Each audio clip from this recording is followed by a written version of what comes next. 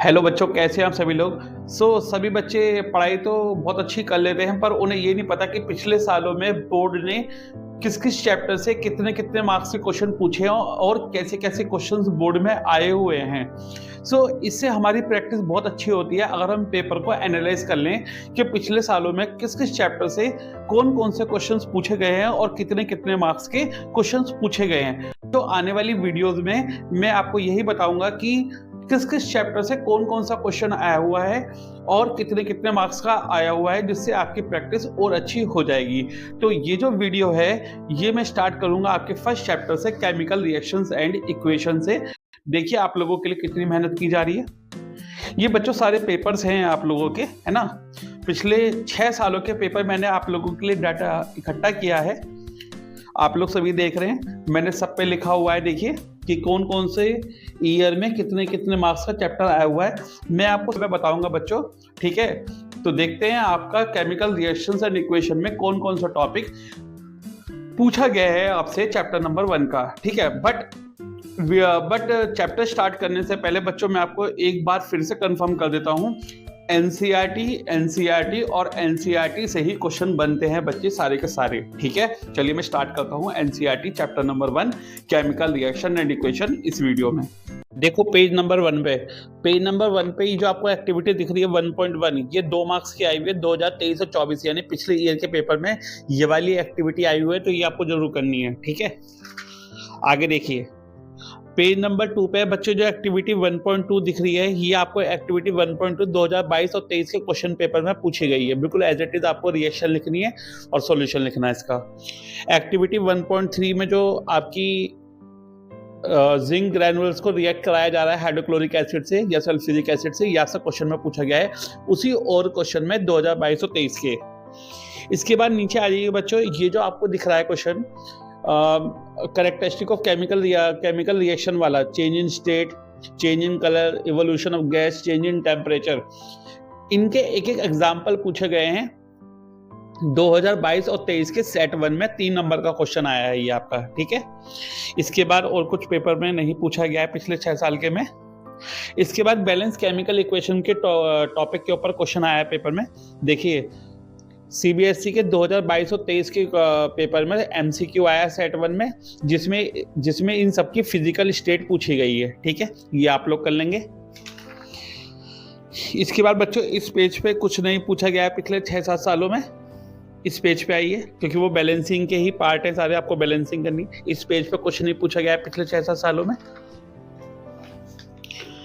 इस पेज पे आइए बच्चों, ये जो पेज है ये इसमें क्वेश्चन नंबर 3 देखिए। क्वेश्चन नंबर 3 का जो फर्स्ट पार्ट है ये 2023 और 24 के पेपर में सेट 2 में 2 नंबर का क्वेश्चन आया है, इसे आप कर लेंगे। डबल डिस्प्लेसमेंट का क्वेश्चन है, ठीक है। इसके बाद तो क्वेश्चनों की लाइन लग गई है।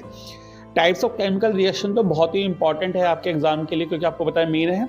सीबीएसई 2023 और 24 में एमसीक्यू आए हैं इसके ऊपर, ठीक है। सीबीएसई 2019 और 20 में सेट 1 में 1 नंबर का क्वेश्चन आया है इसके ऊपर। कॉम्बिनेशन रिएक्शन के ऊपर 2022 और 23 में सेट 3 में 1 नंबर का क्वेश्चन आया है इसका, ठीक है। आप लोग कर लेगा।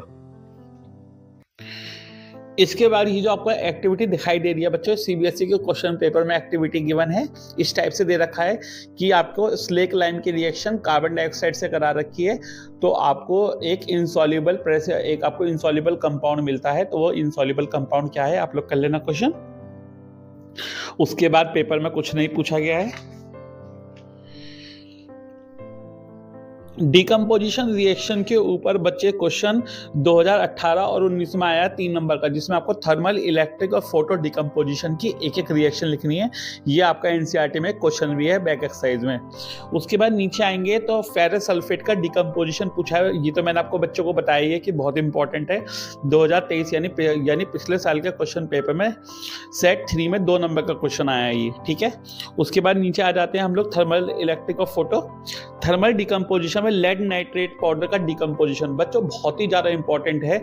देखो 23-24 में आया, सेट 3 में एमसीक्यू 1 नंबर का आया है।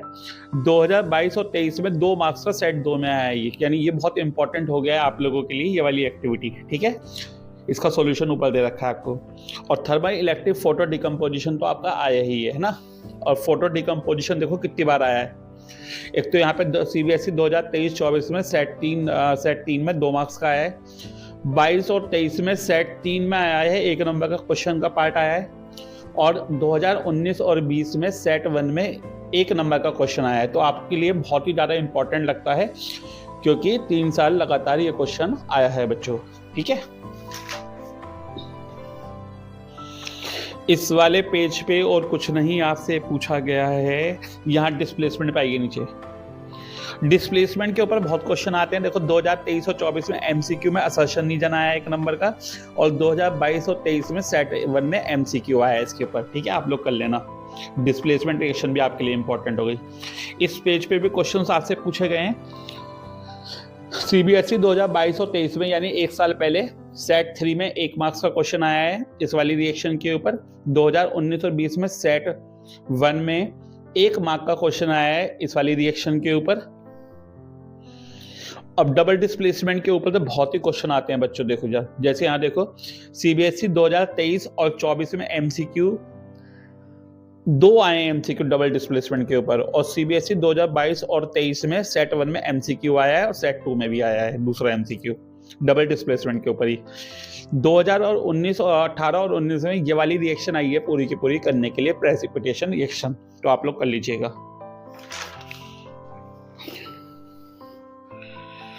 ये वाली जो एक्टिविटी है सीबीएसई के क्वेश्चन पेपर में आपसे पूछी गई कि लेड नाइट्रेट को जब पोटेशियम आयोडाइड से रिएक्शन कराते हैं तो क्या होता है, आप लोग कर लीजिएगा। ऑक्सीडेशन और रिडक्शन रिएक्शन के ऊपर क्वेश्चन 2022 और 23 में सेट 1 में 2 नंबर का आया है बच्चों।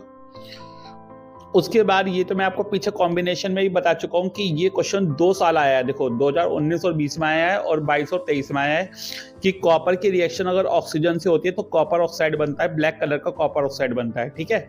और उस कॉपर ऑक्साइड की रिएक्शन अगर हाइड्रोजन से करा दें तो कॉपर अलग हो जाएगा और वाटर आपका अलग हो जाएगा। यह आपके बच्चों बहुत ही इंपॉर्टेंट हो सकती है आपके पेपर के लिए, ठीक है। इसके बाद एक क्वेश्चन यहाँ पे है, सीबीएसई 2022 और 23 में सेट 1 में 2 नंबर का आया है। ये रिएक्शन आपको देनी है, आपको ऑक्सीडेशन और रिडक्शन बताना है इसके ऊपर, ठीक है। इसके बाद बच्चों पिछले 7 सालों में कोरोजन के ऊपर कोई क्वेश्चन नहीं है और रेंसिडिटी के ऊपर कोई क्वेश्चन नहीं है। अगर होगा भी ना बच्चों तो वो 3rd चैप्टर में आ जाएगा कोरोजन के ऊपर, क्योंकि आपको पता है कि कोरोजन आपका चैप्टर 3 में भी है। अब कौन कौन से इंपॉर्टेंट क्वेश्चंस हैं जो मैं आपको बता रहा हूँ कि आपको इस साल के लिए करने रहेंगे, है ना। इस साल के लिए नहीं, वो अगले साल के लिए भी हो सकता है, किसी भी साल के लिए इंपॉर्टेंट क्वेश्चन हो सकते हैं। ये तो आपको करने ही करने हैं बच्चों, जो मैंने आपको दिखाया, क्योंकि ये बोर्ड में आए हुए हैं। और इससे आपको ये भी चीज़ समझ में आ गई होगी कि आपको एनसीईआरटी ही करनी है ना। कोई आपसे कुछ भी कहता रहे, आप एनसीईआरटी रट डालिए हर तरीके से, सारी एक्टिविटी कर डालिए जितनी भी आपकी एक्टिविटीज़ हैं, ठीक है।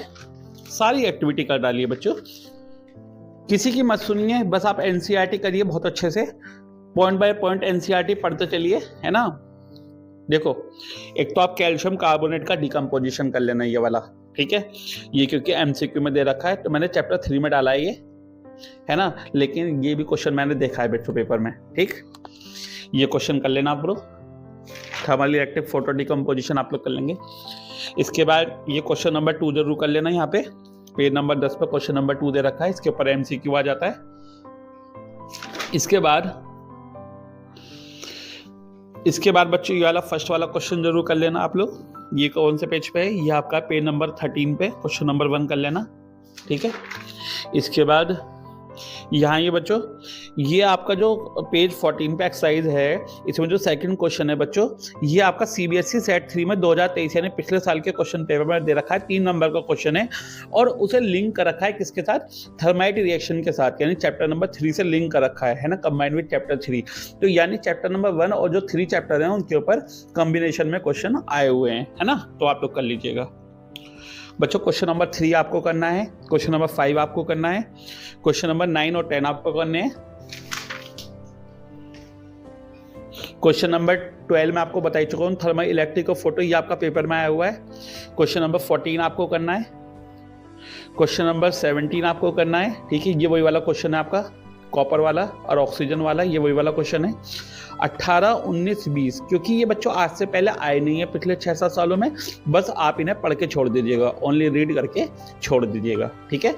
होप आपको पहले चैप्टर में समझ में आ गया है कि मुझे क्या क्या चीज़ें पढ़नी है बच्चों और क्या क्या चीज़ें नहीं पढ़नी है। तो अब आपको मेरे ख्याल से समझ में आ गया होगा कि आपको केमिकल रिएक्शंस में क्या पढ़ना है क्या नहीं पढ़ना है, क्योंकि समय कम है। अच्छे से पढ़िए बच्चों और अपने दोस्तों के साथ जरूर शेयर कीजिएगा कि केमिकल रिएक्शंस एंड इक्वेशन में कौन कौन से क्वेश्चंस किस किस साल में आए हैं और कितने कितने नंबर क्या हैं, मैंने आपको सब बता दिया है। ठीक है, अगला chapter acid base and salt की वीडियो में जल्दी अपलोड करूंगा, तो उसकी लाइव नोटिफिकेशन के लिए आप सब्सक्राइब करिए जेसी सागर बंसल और अपने दोस्तों को भी जरूर शेयर करना ताकि सभी का फायदा हो जाए। ठीक है, मिलेंगे आपसे नई वीडियो में। All the best.